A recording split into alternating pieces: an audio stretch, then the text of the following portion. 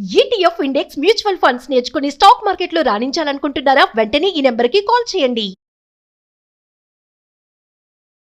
నమస్తే, welcome back to Suman TV. Present మనతో పాటు ఉన్నారు అనలిస్ట్ మందర్ కృష్ణారెడ్డి గారు. నమస్తే సార్. నమస్తే మేడం.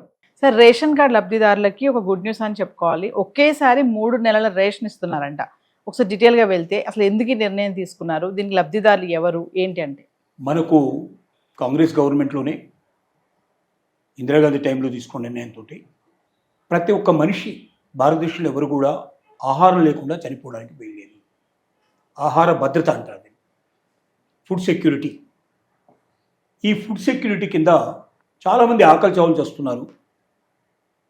అలా చచ్చే వాళ్ళకి కనీసం బియ్యం మనం అందజేస్తే మిగిలిన కొన్ని రకాల సరుకులు కూడా వీలైతే రేషన్ షాప్ ద్వారా తక్కువ ధరలో వాళ్ళకి ఇచ్చినట్టయితే కనీసం వాడు బతకడానికి అవకాశం ఉంది. ఏ ఒక్క వ్యక్తి కూడా ఆకలితో చనిపోకూడదు అని 80 కోట్ల మందికి, సుమారుగా 140 కోట్లలో 80 కోట్ల మందిని ప్రతి నెల వాళ్ళకు రేషన్ అందించడం అనేది సహజంగా జరుగుతుంది. ఈ రేషన్లు బియ్యం ఏదైతే ఉన్నాయో ఇప్పుడు పొందుతున్న వాళ్ళల్లో కొన్ని రాష్ట్రాలేమో మంచి సన్న బియ్యం కూడా ఇచ్చేట్టు ఇప్పుడు తెలంగాణ గవర్నమెంట్ సన్న బియ్యానికి ఇవ్వడం మొదలుపెట్టింది. కొన్ని రాష్ట్రాల లోపల దొడ్డు బియ్యం ఇస్తున్నారు, కొన్ని రాష్ట్రాల్లో గోధుమలు ఇస్తున్నారు. ఎక్కడైతే గోధుమలు ఎక్కువ తింటారో అక్కడ గోధుమలు ఇస్తున్నారు. ఇలాగ రాష్ట్రాన్ని బట్టి విధానాలు, నిర్ణయాలు మార్చుకొని చేసిన వాళ్ళు ఉన్నారు.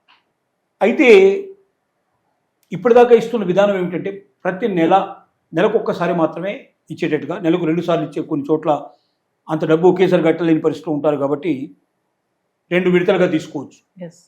తనకు ఒక వ్యక్తికి 6 కిలోలు ఇస్తారు. ఇంట్లో ఎంతమంది ఉంటే అన్ని 6 కిలోలు చొప్పులు వస్తాయి. దీంట్లో 3 కిలోలు ముందు తీసుకోవచ్చు, 3 కిలోలు తర్వాత తీసుకోవచ్చు. ఇట్లా కూడా కొంత అవకాశాలు కల్పించారు.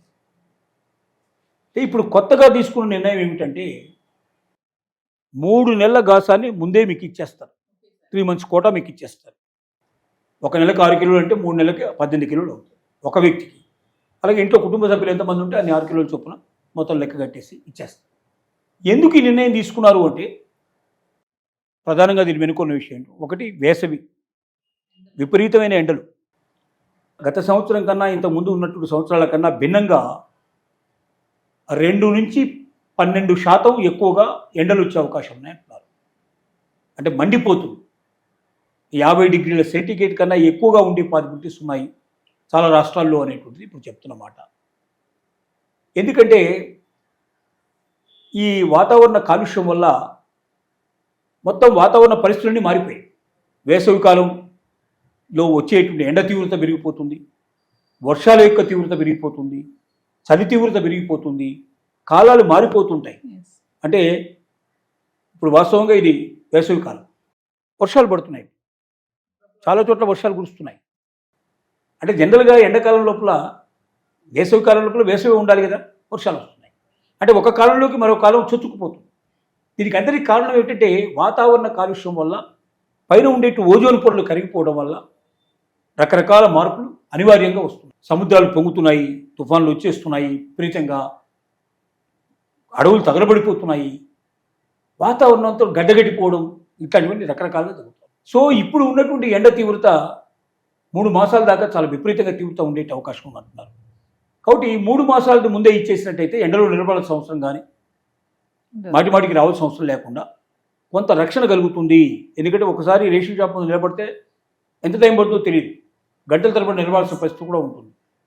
చిన్న చిన్న షాపులు ఉంటాయి, షాపుల ముందర ఏమీ నిలబడడానికి కూడా అవకాశం ఉండదు, మొత్తం టోటల్గా ఎండలోనే నిలబడాల్సిన పరిస్థితి ఏర్పడుతుంది. సో ఎండ నుంచి రక్షణ ఇవ్వడం అనేది ఒక ఆలోచన. రెండోది ఏమిటంటే గోడౌన్స్ అన్నీ నిండిపోయి ఉన్నాయి. గవర్నమెంట్ ఆఫ్ ఇండియా ముందే డబ్బు చెల్లిస్తుంది. ఆ డబ్బు ప్రకారంగా రాష్ట్ర ప్రభుత్వాలు ఏం చేస్తాయంటే రైతుల దగ్గర నుంచి కొనేసేసి మిల్లర్స్కి అప్పచెప్తాయి. ఆ మిల్లర్స్ మిల్లింగ్ చేసిన తర్వాత బియ్యం తయారు చేశాక ఆ బియ్యాన్ని తీసుకొచ్చి గోడౌన్లో పెట్టేస్తారు. గోడౌన్లో పట్టనంత స్టాక్ అయిపోయింది ఇప్పటికే.